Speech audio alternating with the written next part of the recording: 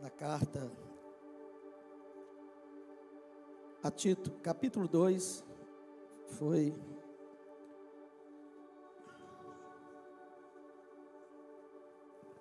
glória a Deus. Capítulo 2, versículo 11 até o versículo de número 15.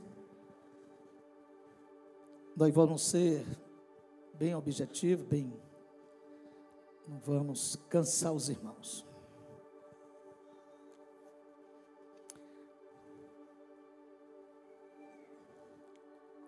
Glória a Deus.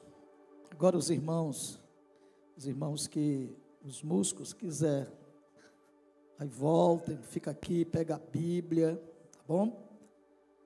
Glória a Deus, e vamos receber a palavra de Deus com alegria.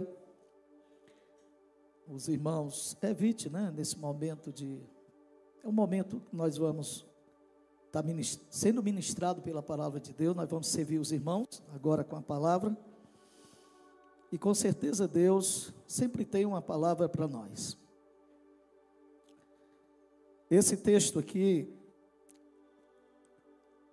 de Tito, capítulo 2, ele é um texto conhecido, ele é um texto até desejado, porque eu mesmo já preguei algumas vezes nesse texto. E essa carta é uma carta, ou epístola, escrita, direcionada a Tito, e parece que estava acontecendo alguns problemazinhos lá, como também entre o povo de Deus, e Paulo escreve essa carta, dando autoridade a Tito, para botar as coisas em ordem, As igrejas, ele estava incumbido de preparar presbíteros e colocar para apacentar as igrejas. Mas eu não quero falar simplesmente, eu não quero trazer a história dessa carta, eu quero trazer texto e aplicar nas nossas vidas. Eu quero trazer algo bem prático para nós, algo que venha trazer lições para o nosso dia a dia. Nós estamos precisando muito nesses dias de viver, de voltar à essência, de voltar ao altar, de voltar a viver um evangelho sem mistura, como diz alguns, sem remendo, não é? Nós precisamos voltar ao evangelho puro, é um evangelho sem cortar caminho. O ser humano, ele tem uma tendência, irmãos, de buscar, de desejar aquilo que ele gosta, aquilo que ele quer. E às vezes o evangelho, ele não mostra para nós simplesmente essa visão. Às vezes, Jesus contrariava os discípulos, Jesus contrariava as pessoas, e até nós mesmos, quando lemos algum texto sagrado, a Bíblia nos confronta e nos leva a não desejar, às vezes, alguns textos, de meditar neles. E eu lendo esse texto aqui, Deus me deu algumas lições, e eu quero compartilhar com os irmãos. O fruto dessa graça nas nossas vidas. O evangelho é algo poderoso, irmão. O evangelho, aonde ele entra, ele traz consequência. O evangelho, ele é maior do que todas as coisas na nossa vida. Paulo, eu gosto muito do texto, quando Paulo diz em Romanos 1,16, Paulo diz que o evangelho é o poder de Deus. Ou seja, se é o poder de Deus, então não tem nada que possa parar o construir desse evangelho. o efeito desse evangelho. E a graça, né? O texto vai dizer que a graça se há manifestado. E é interessante, porque se fosse manifestada, talvez alguém queria dizer que era a manifestação de Maria. Mas é manifestado. A graça é Jesus. Jesus se manifestou. E quem recebeu essa graça, irmãos, vai experimentar de muitas coisas boas. Porque é a graça. Eu li uma frase, essa frase me chamou a atenção. Essa frase, eu não sei o nome, é Tomás não sei o quê. E ele diz que a graça transforma leões em cordeiro. Ele diz que a graça transforma lobo em ovelhas. Ele diz que a graça, irmão, transforma monstro em homens. Olha aí. Transforma monstro em homens. E transforma homens em anjo. E eu fiquei pensando nisso, professor Obadias. Mas é que essa graça tem poder para isso mesmo. A graça, quando ela chega nas nossas vidas, ela vem criando situações, provocando algo, vem trazendo algumas situações que o próprio Deus permite para que haja mudança. Se os irmãos observar o versículo 12, nós vamos trabalhar muito no versículo 12. Provavelmente a doutrina vai ser sobre o versículo 12. O versículo 12 vai dizer: ensinando-nos que renunciando à impiedade. Primeiro, a graça, ela nos traz uma provocação. O texto vai dizer, primeiro, que não há evangelho sem renúncia. Não há evangelho sem cruz. Não há evangelho se eu não abrir mão de algo. Eu não fico confortável com o evangelho na questão da minha natureza. A minha natureza, ela vai ser sacudida pela graça. Eu não posso receber essa graça e ficar confortavelmente dentro da minha natureza humana, caída. Essa graça, ela vai provocar alguma coisa. E nós vamos trabalhar sobre isso. E sem esquecer do versículo 1. Porque, irmão, o versículo 1 nos traz também uma lição. Você é grato para com Deus? Você é grato por receber essa graça de Deus? Você já fez uma oração, talvez essa semana, dizendo: Senhor, muito obrigado pela graça, pela sua graça na minha vida. Porque o texto nos dá a entender, irmão, que devemos ter uma profunda gratidão a Deus por sua graça, porque ela nos trouxe salvação. A graça de Deus nos trouxe salvação. E nós precisamos ter essa profunda gratidão a Deus. Às vezes a gente agradece a Deus por algo que Ele nos dá nesse mundo físico. Mas nós precisamos, e eu gosto muito do Salmo 103. O Salmo 103, rapaz, eu gosto muito desse salmo. Porque Davi, quando Davi ele vai manifestar a sua gratidão a Deus, Davi ele sobe o nível e ele vai lá para o Calvário, ele vai lá para a cruz. Ele não começa a agradecer as coisas do mundo humano, ele começa a agradecer lá na cruz. Ele começa a dizer para a alma dele: olha, se lembre dos seus benefícios, do que essa graça fez. Ele vai dizer perdão dos seus pecados, ele vai falar da alma doente que é tratada, que é sarada, que é redimida. Então, precisamos começar esse sermão hoje, trazendo a existência para o nosso coração, a gratidão a Deus. Eu preciso ser grato ao Senhor, porque eu não conseguiria a salvação se não for por meio de Jesus, dessa graça de Deus.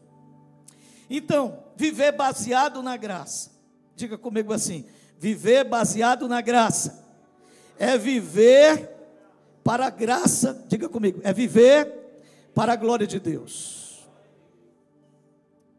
Viver baseado pela graça é viver para a glória de Deus. E o que é isso, irmão? Viver para a glória de Deus. Viver para a glória de Deus é eu priorizar as coisas espirituais na minha vida. Eu não posso abandonar a minha vida, não é isso. Mas é eu priorizar as coisas que Deus proporcionou dentro da questão espiritual. A Bíblia vai dizer, tem um texto que dá para a gente tirar uma lição. Gálatas capítulo 2, versículo 19 e versículo 20. A Bíblia vai dizer assim, olha o que é que está escrito: porque eu pela lei estou morto para a lei. Para viver o quê? Para viver para Deus. Ou seja, a graça que agora foi alcançada, que me alcançou, me está provocando, me levando agora a viver dentro de uma dimensão que Deus é glorificado. Eu vivo agora para Deus. Olha o versículo 20. Já estou crucificado com Cristo, e vivo não mais eu, mas Cristo vive em mim. E a vida que agora vivo na carne, vivo-a na fé do Filho de Deus, o qual me amou e se entregou a si mesmo por mim. Viver debaixo ou na influência dessa graça é eu abrir mão das coisas que me arrastam da presença de Deus e abraçar agora o novo homem. A Bíblia diz, olha o que é que ele vai dizer: estou crucificado com Cristo, já não vivo mais eu. O que é que Paulo está dizendo? Paulo agora ele está dizendo que eu não estou vivendo mais na dimensão da visão humana.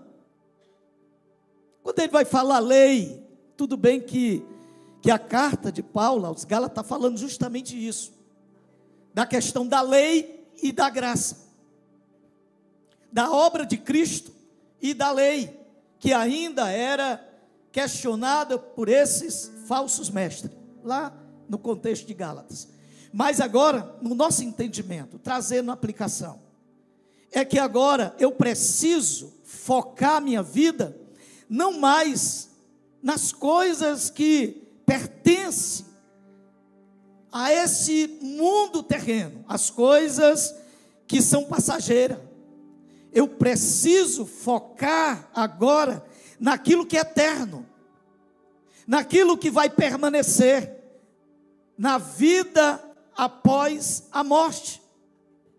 Isso não anula os meus, ou vamos dizer, a minha vida aqui.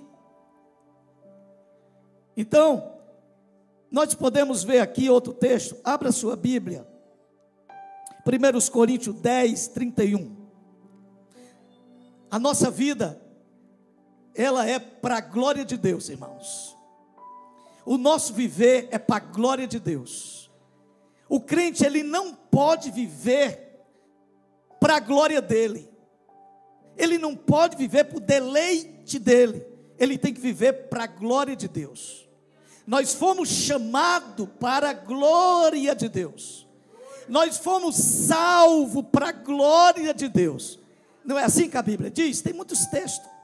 Mas olha o que é que esse texto diz. Portanto, quer comais, quer bebais, ou façais outra qualquer coisa, fazei tudo para a glória de... Dá uma olhadinha para o irmão. A sua vida em Cristo é para a glória de Deus.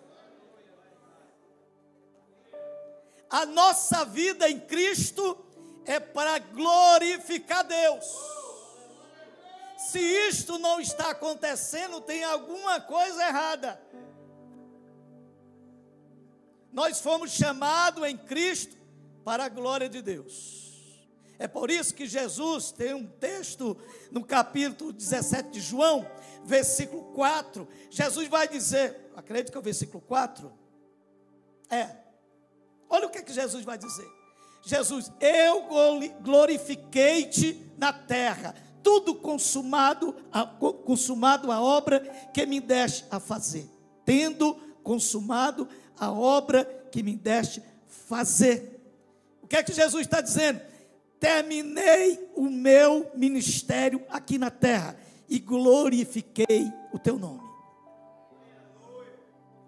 A Bíblia diz, e vai falar dessa graça também, no capítulo 2 de Efésios, versículo 8, 9 e 10, para a gente entender. Olha o que é que diz: porque pela graça sois salvos, por meio da fé, isso não vem de vós, é dom de Deus. Deixa um pouquinho aí, Juninho. Diga comigo assim: sem a graça, o meu esforço é inútil. É inútil você não depender da graça de Deus. Você nunca vai alcançar o coração de Deus. Você nunca vai agradar a Deus. Você não vai conseguir. Porque o que leva você a alcançar o coração de Deus, através desse tema que eu disse, você agora vivendo na graça, você vive para a glória de Deus. É justamente pela graça de Deus. Vocês já observaram que às vezes, de vez em quando, eu e você tentamos agradar a Deus da nossa maneira? Vocês já observaram alguma vez na sua vida? Porque na minha eu já observei várias vezes que a gente quer agradar a Deus fazendo algo, ou criando situação, ou fazendo. A gente quer agradar a Deus assim. Mas é inútil, porque é a graça que promove isso, irmãos. É a graça que conduz, não? É a graça que dá graça diante de Deus. É a graça que faz Deus achar graça e nós também diante dele. Olha o versículo 9. Não vem das obras para que ninguém se glorie. Deixa aí, vocês estão entendendo? Não adianta. Tem hora que nós estamos passando por cima de princípios estabelecidos, porque nós queremos agradar a Deus de uma forma, até pensando, até com uma mente boa, mas nós não vamos conseguir, porque não vamos se gloriar. Olha o que é que diz aí: porque somos feitura sua, criados em Cristo Jesus para o quê? Para as boas obras, as quais Deus preparou para que andássemos nela. Quem foi que preparou? Foi Deus que preparou. Através dessa graça, veja que o contexto fala disso. Deus preparou isso aqui, nós somos feitura sua, criada em Cristo Jesus. O evangelho é espetacular, irmãos. Nós fomos criados em Cristo. Lá no ventre da mãe, você nem existia, mas você já estava na mente de Deus. A Bíblia diz, tem um salmo que a Bíblia diz que Ele escreve toda a nossa história nesse livro. Então Deus está escrevendo a nossa história, já escreveu a nossa história, e nós estamos hoje aqui para reconhecer isso, porque a história que é escrita é para a glória de Deus. Vocês veem o texto que nós lemos, aquele texto lá de 1 Coríntios, bota lá de novo, Juninho. Portanto, lê comigo, vamos lá, 1, 2, 3. Portanto, que comais, que bebais, ou façais outra qualquer coisa, fazei tudo para a glória de Deus. Deixa aí, escuta, deixa eu falar com você. Nós precisamos ter o evangelho simples. O que é o evangelho simples? É o evangelho com responsabilidade, mas é um evangelho sem sairmos dessa glória que é de Deus. É o evangelho simples, é uma vida voltada para Deus, reconhecendo toda essa dimensão dessa graça, porque para Ele, olha o que é que Isaías diz. Vamos aqui para Isaías, capítulo 43, versículo 7, vai comigo lá. Viver para a glória de Deus é o propósito supremo da nossa vida. Vamos lá? A todos os que são chamados, quem é chamado aí? Quem é chamado aí? Manifesta aí, dá um glória aí, irmão. Quem é chamado aí? Você é chamado mesmo? Então você é salvo. Todos os que são chamados pelo meu nome, e os que criei para a minha, vamos lá, igreja, para a minha, é Ele que está dizendo isso. E eu os formei, sim, eu o fiz. Escuta aqui, deixa eu dizer isso aqui para vocês. Eu senti dificuldade hoje de trazer essa mensagem, porque a gente fica questionando Deus. Deus, mas essa mensagem é tão boa, essa aqui que eu tenho aqui. Olha aqui. Aí Deus diz assim, mas você não conhece ninguém? Você não conhece os corações que estão lá? Você não conhece ninguém? Para você é bom, mas para mim não é bom, porque eu conheço. E eu vou dizer uma coisa para vocês, irmãos. Deve ser o nosso maior propósito, porque a Bíblia vai exaltar isso aqui. Deve ser o nosso maior propósito na nossa vida cristã: glorificar a Deus. Pastor, mas nós estamos glorificando no culto. Não se resume nisso aqui. Quer ver aqui? A minha vida informa, quando o versículo 10 de Efésios 2 vai dizer lá. Aí nós pegamos isso aqui, ó. Somos feitura sua, criada em Cristo para as boas obras. Como é que a minha vida ela glorifica a Deus? Quando é que o meu viver tem um propósito de glorificar a Deus? Aí eu tenho um cuidado de viver um evangelho simples, mas um evangelho genuíno. Escuta aqui uma coisa. Quando eu não me preocupo de dar bom testemunho, eu não vou glorificar a Deus. Deus não vai ser glorificado na minha vida. Eu preciso ser uma pessoa, aqui ó, boas obras. Essas boas obras aqui, ela pode ser entendido na questão de um estilo de vida. Quando eu amo uma pessoa, graça, essa graça é terrível. Quando eu amo uma pessoa que me aborrece, meu inimigo, Jesus ia falar de inimigo. Graças a Deus que a gente não tem inimigo, nosso inimigo é cão, é o capeta. Mas quando eu consigo amar uma pessoa que eu tenho consciência que essa pessoa me aborrece, e eu oro por ela, o que é que eu estou fazendo? Deus está sendo o quê? Glorificado. Nesse texto aqui me baseando, Deus está sendo glorificado. Irmãos, nós queremos fazer algo, às vezes, que não está na nossa condição como homens, mas as coisas simples. Quer ver uma coisa? Romanos capítulo 12, versículo 21. Eu glorifico a Deus quando eu faço isso ali, ó. Deus é glorificado na minha vida quando eu faço aquilo ali. Quando alguém me faz o mal e eu pago com mal. Quando a pessoa me faz o mal, a lei humana diz assim: pague também com mal a mesma moeda. Não é assim? É ou não é, irmão?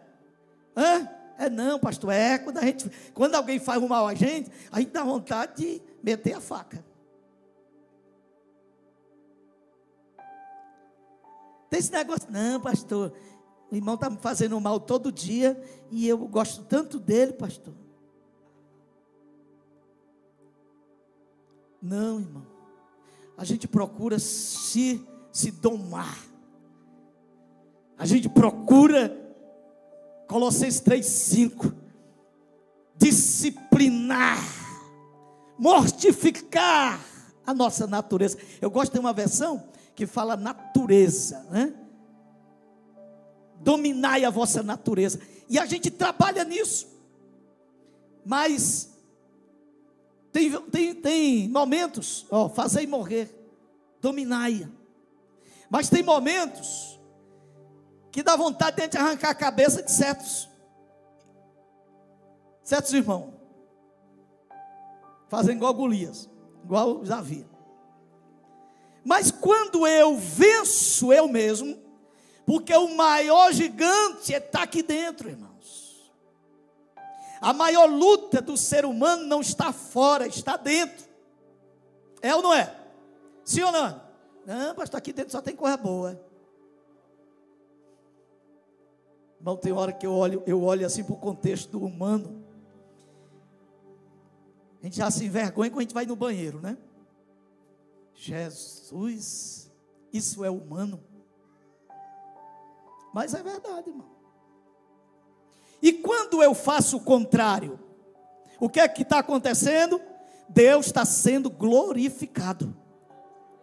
Por quê? Porque eu estou cumprindo um princípio de Deus. Jesus disse lá no Sermão da Montanha, Jesus disse: amai os que vos perseguem, orai para os que vos perseguem. Se o teu inimigo te pedir, dê. Se pedir para andar 1 milha, anda 2. Isso é evangelho, irmão. Isso é glorificar a Deus.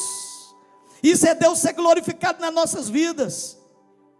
Quer ver 2 lados? Alguém diz assim: rapaz, eu não sei, esse irmão é muito crente. Rapaz, fulano faz isso, ciclano faz isso, ele é crente. O que é que está acontecendo? Deus está sendo glorificado nele. Do mesmo jeito, ao contrário. Rapaz, esse cara, Deus me livre de eu ser crente igual a esse indivíduo. O que é que está acontecendo? Deus está sendo o quê? Desonrado. E nós fomos chamados para glória de Deus. Entenda isso. Por isso que você é precioso. Por isso que você é estimado pelo céu. Olha o que é que o texto aqui vai dizer. Mais aqui na frente. Deixa eu ver aqui. O versículo de número... Espera ainda. Glória a Deus. O versículo de número 14 que diga. Olha o que é que ele vai dizer aí.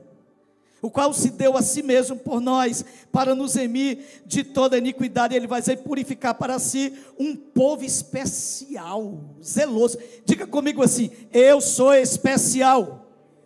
Mas diz para o cão ouvir, irmão: eu sou especial, porque eu fui criado em Cristo. Eu tenho um valor, e o valor não é medido em mim, é em Cristo. É no sacrifício dele. É aquilo que ele fez por mim. Então a graça produz em nós um desejo de viver para a glória de Deus. Eu queria que você repetisse isso. Vamos lá. A graça de Deus produz em mim um desejo de viver para Deus. De viver para Deus, não para mim mais, viver para Deus. Tudo que eu faço é pensando nele. Eu não vou me gloriar, rapaz, eu fiz isso. Tem gente que sai contando tudo que fez. Eu fiz isso, eu fiz aquilo, eu fiz isso. Ah, glória para mim, honra para mim. É para Deus. Comais, bebais, para a glória dele. Porque você foi chamado para isso. Quem pode dizer amém? Diga comigo: a graça de Deus provoca mudança em nós. Olha o versículo 12. Olha o versículo 12, lê comigo. ensinando-nos que renunciando à impiedade e às paixões ou concupiscência mundana, a graça provoca, é uma bomba, pum. Não é pelas nossas bondades.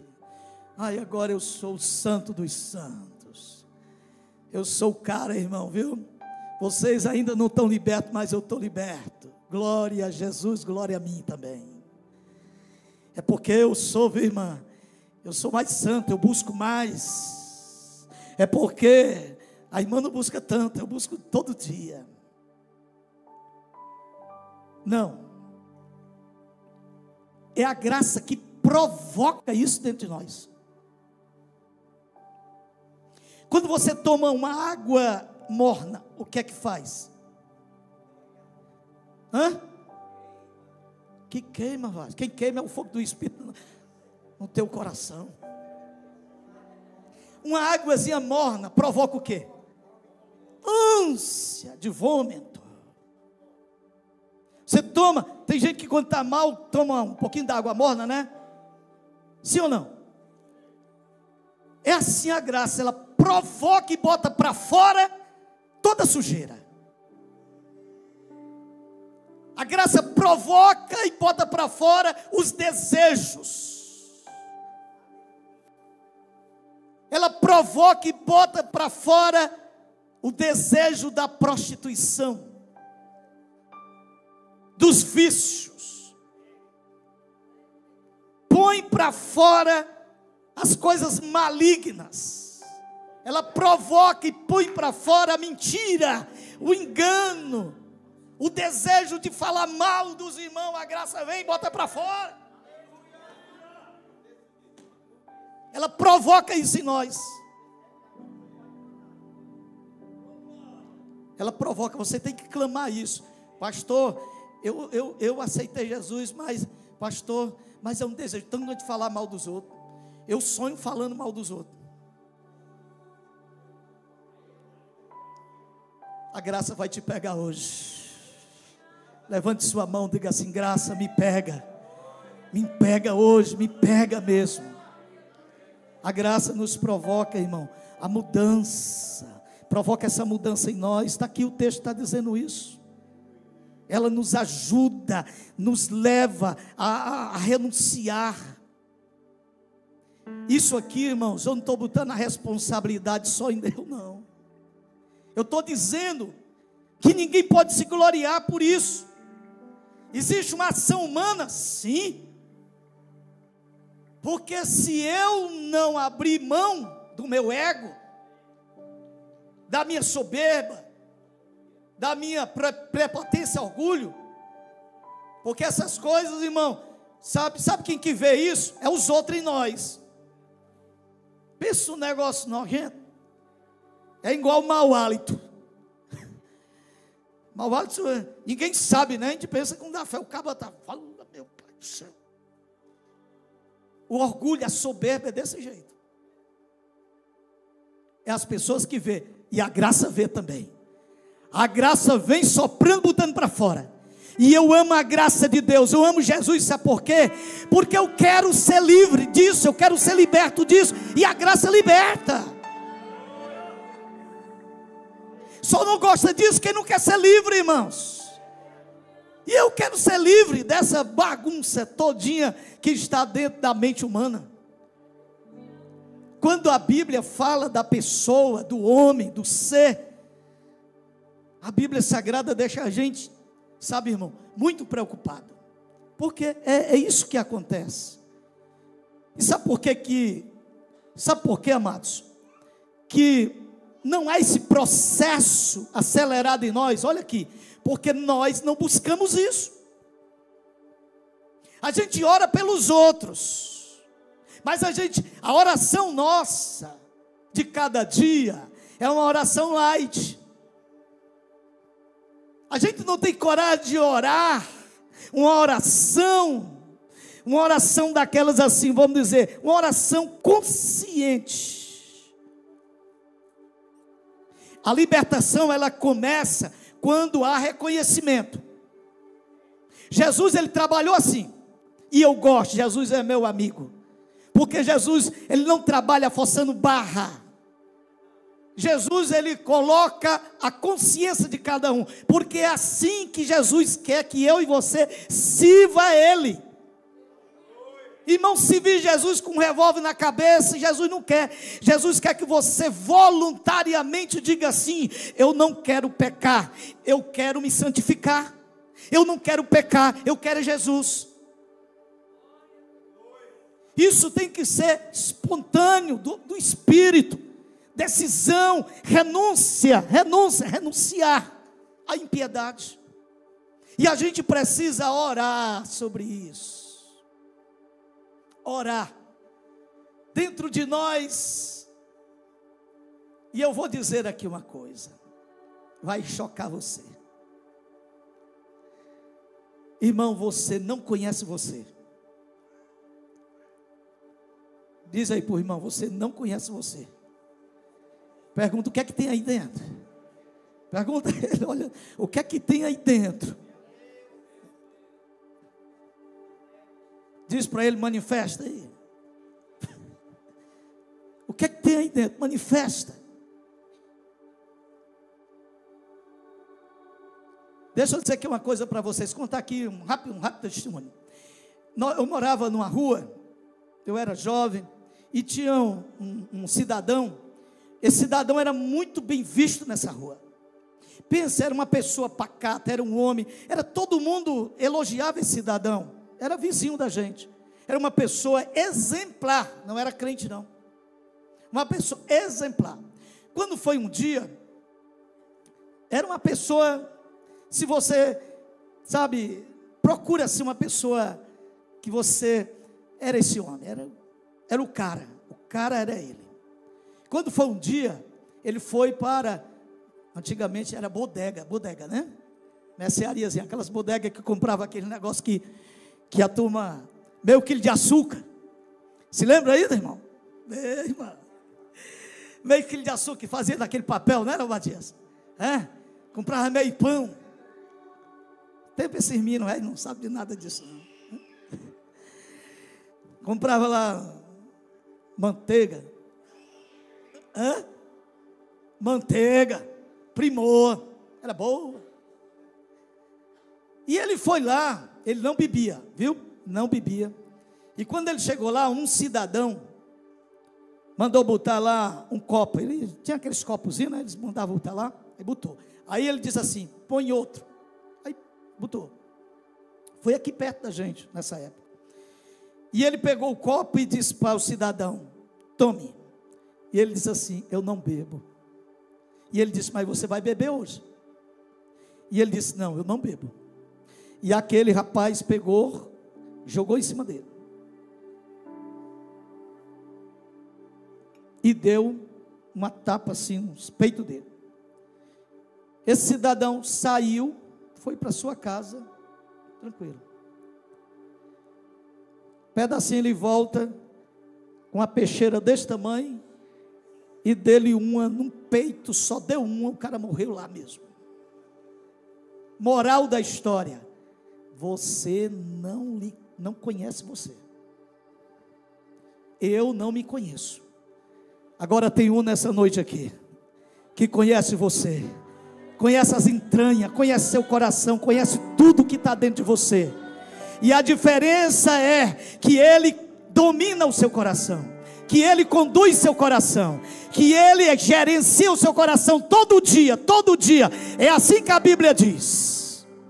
A Bíblia diz que o nosso coração está nas mãos dEle.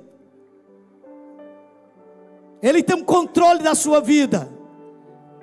É para ter o controle da sua vida. Por quê? Porque você foi criado por Ele, você é de Cristo, e o Espírito Santo habita na sua vida. Se o Espírito Santo está na sua vida, Ele controla a sua vida. Diga comigo novamente: a graça de Deus provoca mudança nas nossas vidas. Provoca mudança. Provoca desejo de santidade. E esse assunto, irmãos, essa palavra santidade, ela já gera aqui assim, algo que nos rejeita, porque a gente não entende. A santidade, irmão, é uma aproximação de Deus. Quando a Bíblia fala porque é da vontade de Deus, está escrito isso na Bíblia, eu gosto muito desse texto. 1 Tessalonicenses capítulo 4, do versículo 1 diante, mas o versículo 3 é o versículo chave, né? Olha o que é que diz aí, ó.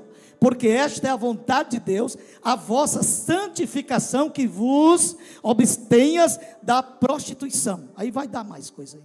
Mas é da vontade de Deus. A vontade de Deus é que eu busque essa santificação. E aí vem mais uma dependência. Por quê? Porque a santificação, ela não é da questão simplesmente humana, da força, do recursos humanos. É do Espírito. A santificação é um processo do Espírito em nós, com a permissão nossa. É igual o quê? A regeneração, que é uma ação do Espírito Santo. E eu preciso deixar o Espírito Santo me levar nisso. Eu preciso me esforçar, eu preciso rejeitar algumas coisas, eu preciso focar nas coisas de Deus, me santificando, olhando com cuidado, falando. Olha o que é que o texto vai dizer, voltando para o texto vai dizer assim, ó: vivamos neste presente século sóbria, justa e piamente, moderação. O texto está falando disso, de não ser, de ter excesso demais. Tudo moderado, com cuidado. Nós estamos no processo. Agora, irmãos, isso tem que ter um desejo no seu coração. E eu digo que essa graça também, ela provoca esse desejo em nós. Se você orar a Deus e pedir isso a Deus, você vai começar a sentir o desejo de ser uma pessoa separada, uma pessoa santa. E aqui não é melhor do que ninguém, não é você se separar, ficar dentro de um quarto, sabe? Não, querido. É você saber fazer as melhores escolhas. É você namorar o melhor namoro em Cristo. É você pensar nas coisas do alto, do céu. É você se guardar. Gente, parece que essa mensagem de hoje, ela é tão simples, mas é onde Deus trabalha. Olha o que é que Paulo vai dizer. Deixa eu ler esse texto aqui, Filipenses capítulo 4, versículo 7. Olha o que é que Paulo vai dizer, ó: e a paz de Deus, que excede todo o entendimento, guardará os vossos corações e os vossos sentimentos em Cristo Jesus. Deixa aqui. Tem que ser guardado isso. Porque o ser humano tem uma tendência, irmãos. Eu pego essa, não sei se dá palavra, essa porqueira de celular. Eu estou às vezes, quando dá fé, às vezes eu estou fazendo alguma pesquisa, quando dá fé, aparece aqui. Plum. Já apareceu para vocês, irmão? Hã? Já? Aparece. Aparece lá, um demônio, né? Aí você vai fazer uma escolha, e você vai entrar nesse processo aqui, ó. O versículo 8. Lê comigo, vamos lá. 1, 2, 3, estou terminando. Quanto ao mais, irmãos, vocês, nós, tudo que é, vamos ler comigo. Tudo que é, tudo que é, tudo que é, tudo que é, tudo que é, tudo que é. Se há alguma virtude, se há algum louvor, nisso pensai. Parece que isso não está servindo para você, mas está. Eu trato de pessoa todo dia. Todo dia eu trato de pessoa. E a vida de pastor fica complicado quando ele vai pregar. Eu tratei de uma pessoa, estou tratando de uma, e tratei de outra, e eu tratei de um casal. Eu e a irmã Liette, eu tratei de uma pessoa, não vou dizer o nome dela, foi um homem, só eu tinha que tratar dele. Escuta aqui, escuta o que eu vou dizer. ele dentro da igreja, glorificando, dando glória a Deus, aleluia. E nós temos, irmão, rapaz, eu lá sei o que é, eu sei lá, sei não, o que é isso não. Nós precisamos ter cuidado, irmãos, de falar sem pensar. Essa pessoa, muito admirada, escuta aqui, vou terminar. E quando foi um dia, eu terminei uma mensagem, e essa pessoa me pegou no corredor e disse assim: pastor, eu preciso urgente falar com o senhor. Eu pensei que era outra coisa, nunca passou pela minha cabeça isso. Escuta o que eu estou dizendo aqui, o que eu estou pregando. E essa pessoa, eu levei ele para um local, e ele abriu o coração. E eu fiquei paralisado, porque ele disse assim: pastor, dando glória a Deus e aleluia. Ele disse: pastor, me ajude. Aí começou a chorar. Eu: o que foi, meu amado? Ele disse: eu estou me acabando, eu estou viciado na pornografia, eu não tenho mais desejo com a minha esposa.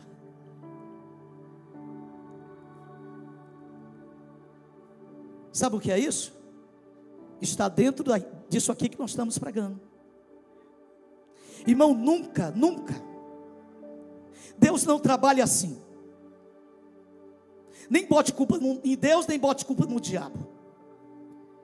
Tem coisas que nem Deus e nem o diabo tem nada a ver, porque é eu e você.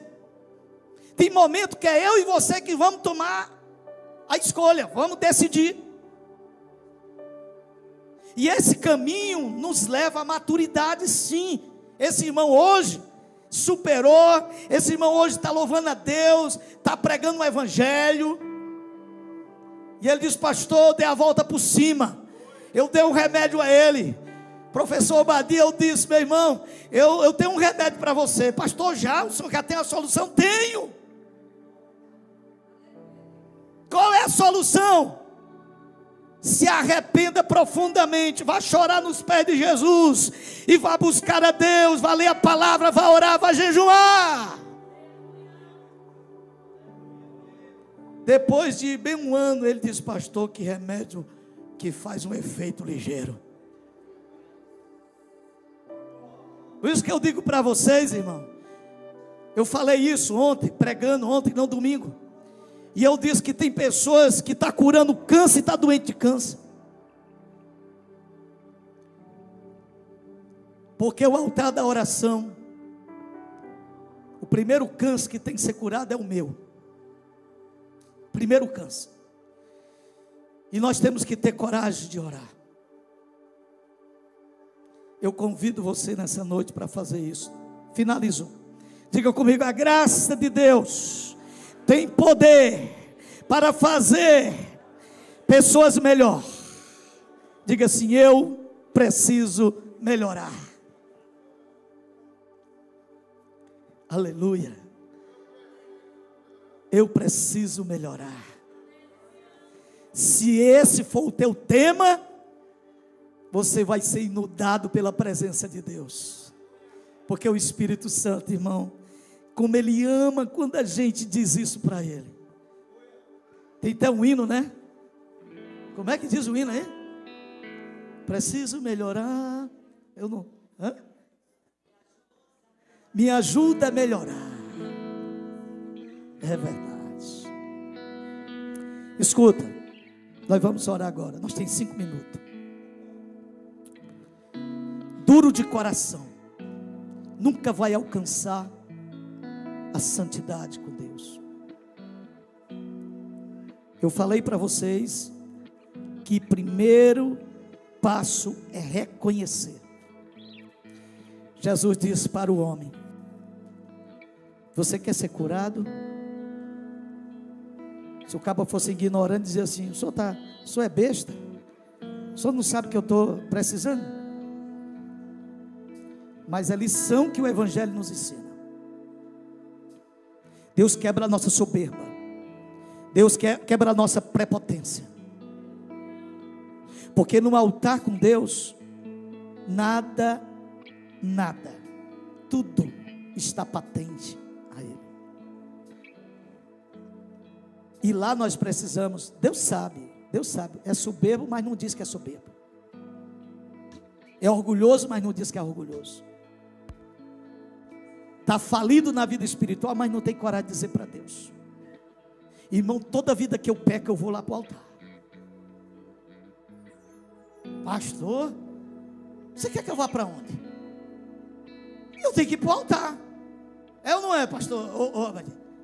Dizer miserável homem que sou. Quando eu assumi a igreja, chegou alguém para mim e disse assim: pastor, agora o senhor... Aí eu ouvi um bocado de baboseira dele. E ele falando alguma coisa, e o meu coração começou a dizer assim: rapaz, é verdade. Porque o bicho nojento é o coração da gente, né, Obadias? Aí o coração começou a dizer assim: é verdadeiro. E eu comecei a sentir que o bicho estava reinando. Aí eu disse: não. Porque tem hora que a gente descobre que não é nós que estamos fazendo aquilo, irmão. Quando você passa e está desejando uma mulher, você diz para Jesus: isso aí não é eu não, Jesus. Isso aí não é eu não. Eu não fui chamado para isso. Quando você começar a sentir inveja de alguém, você diz: não, Jesus, isso aí não é eu não. Tira essa inveja de mim. Porque inveja adoece. Inveja é coisa terrível, irmão. A inveja é um desejo de ver a derrota dos outros, sei lá o que é. Eu sei que Provérbio diz que adoece os ossos. Eu acho que é 4:30 de Provérbio, está escrito isso. Vamos ficar de pé em nome de Jesus.